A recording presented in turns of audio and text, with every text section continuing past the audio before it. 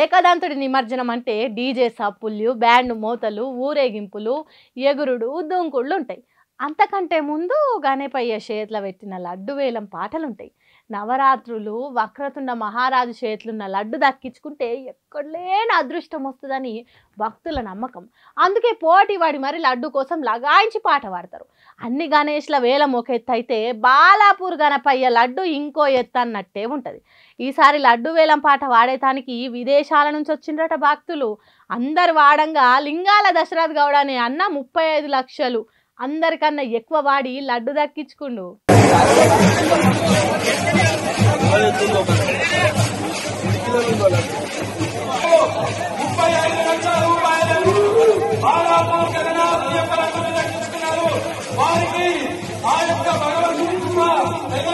పోయినసారి కంటే ఈసారి 5 లక్షలు ఎక్కువ వాళ్ళకింది బాలాపూర్ లడ్డు.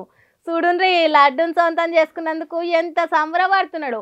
ఇక్కడ ఇట్లుంటే మాదాపూర్లున్న రిచ్మండ్ విల్లాస్లో పెట్టిన గణేష్ లడ్డు పట్నం చరిత్రలనే ఇంతకు ముందు ఎప్పుడు వాళ్ళకనంత ధర వాళ్ళకింది. అచ్చరాల 2,32,00,000కు వేలం పాటలు వాడిండ్రు. ఆ పైసలను వృద్ధాశ్రమాలకు, అనాథ ఆశ్రమాలకు విరాళం తిరిగిస్తారట. ఇటు మాదాపూర్ మైహోం భుజాలున్న గణేష్ లడ్డు కోసం చాలా మంది పోటీ పడ్డారట. నాకని ధర పెంచుకుంటా ఓవడితోని 51,07,777 రూపాయలకు ఇల్లందు గణేష్ సొంతం చేసుకుంటూ.